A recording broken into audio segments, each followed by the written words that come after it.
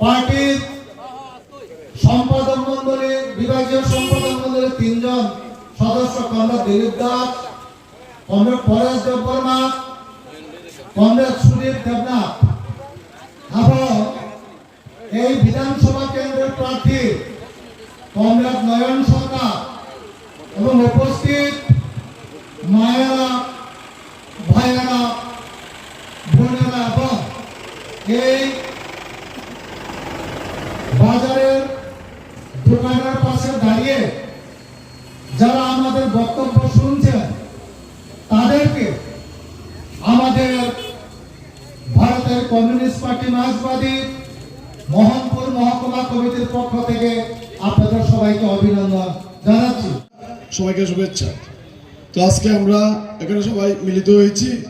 আপনারা জানেন আগামী 16 ফেব্রুয়ারি বিধানসভা নির্বাচন। এই নির্বাচন আমাদের রাজ্যের জন্য খুবই গুরুত্বপূর্ণ। তো আপনারা লক্ষ্য করছেন যে বিগত সরকারগুলোর কাজকর্মের বিশ্লেষণের উপর ভিত্তি করে আপনারা আগামী বিধানসভা নির্বাচনে ভোট দেবেন বলে বিবেচনা করেছেন। স্বাভাবিকভাবেই আপনারা লক্ষ্য করছেন বিগত সরকারগুলোর মধ্যে বিগত 25 বছর লাগাতার 2018 পর্যন্ত ত্রিপুরা রাজ্যে বামেদের সরকার ছিল। বামেদের সরকার থাকাকালীন আমাদের এই রাজ্যে গণতান্ত্রিক পরিবেশ ছিল, রাজ্যে শান্তি ছিল, উন্নয়নমূলক কাজও হয়েছে। তদ্রূপভাবে এই বিগত 2018 থেকে 2023 পর্যন্ত যে বিজেপি জোট সরকার চালিয়েছে, সেই সরকার অবস্থায় রাজ্যের মধ্যে গণতন্ত্র বলতে কিছু নেই, শান্তি বলতে কিছু নেই। আর উন্নয়নের কথা বলতে তো কি বলবো, বাম আমলে যা উন্নয়ন হয়েছে তার মেনটেনেন্স পর্যন্ত করতে পারছে না। আপনারা কামালঘাট এরিয়ার কথা যদি বলেন, আপনাদের কামালঘাট এরিয়াতে বাজার শেড, বাজার স্টল, বাজারের মন্দির বলুন, কামালঘাট স্কুল বলুন, রাস্তাঘাট বলুন, সব আমাদের বাম আমলে হয়েছে। কিন্তু কামালঘাট বাজারের যে ভিতরের যে গলির রাস্তাটা, গলির রাস্তা দিয়ে যারা দোকানপাট বসে, সবজি নিয়ে বসে, ক্রেতা বিক্রেতারা বসে, সেই গলির রাস্তাগুলো পর্যন্ত তারা মেরামত করেনি, বা এই রাস্তাগুলা যাতে মানুষ ব্যবসা করতে পারে, ক্রেতা বিক্রেতারা যাতে চলাচল করতে পারে, সেই কাজগুলো পর্যন্ত তারা করার বলে মনে করিনি। কারণ তারা চায় না যে রাজ্যের উন্নয়ন হোক, রাজ্যের অগ্রগতি হোক।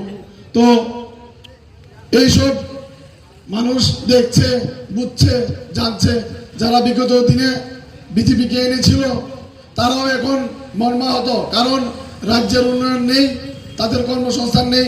যারা আশা করেছিল যে বিজেপি আসলে হয়তোবা আমার নিজের ব্যক্তিগত বা এলাকার উন্নয়ন হবে, আজকে বিরাট বড় দোষ নেমেছে বিজেপির। আপনারা জানেন কালীবাজারের ডক্টর খোকন রায়, সবাই ছিলেন হোমিওপ্যাথিক ডক্টর, বিশিষ্ট সমাজসেবী। উনি দীর্ঘদিন কংগ্রেসে ছিলেন। বিগত 18 বিধানসভা নির্বাচনের পূর্বে উনি বিজেপিতে যোগদান করেন এবং উনার নেতৃত্বে ভালো কাজ করে বিজেপি সরকার প্রতিষ্ঠা করে। আজকে খোকন রায়ের নেতৃত্বে কালীবাজারে একটা উঠান সভা হয়। সেই উঠান সভাতে 61 পরিবারের 265 জন ভোটার সিপিআইএম দলে যোগদান করে।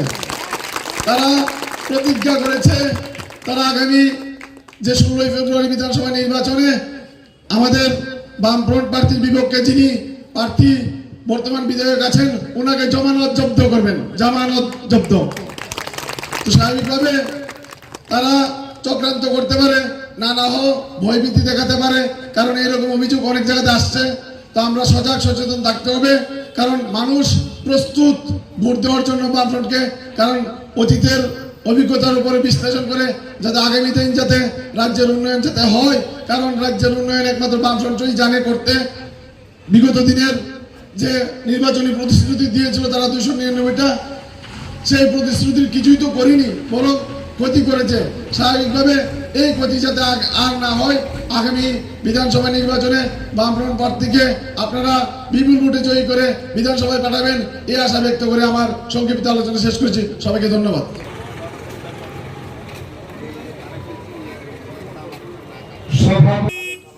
এই সভাতে উপস্থিত রয়েছেন পার্টির সম্পাদক মন্ডলী, বিভাগীয় সম্পাদক মন্ডলীর 3 জন সদস্য comrade Dilip Das, comrade Paresh Debbarma, comrade Sudip Debnath এবং এই বিধানসভা কেন্দ্রের প্রার্থী কমরেড নয়ন সরকার এবং উপস্থিত মায়েরা, ভাইয়েরা, বোনেরা এবং এই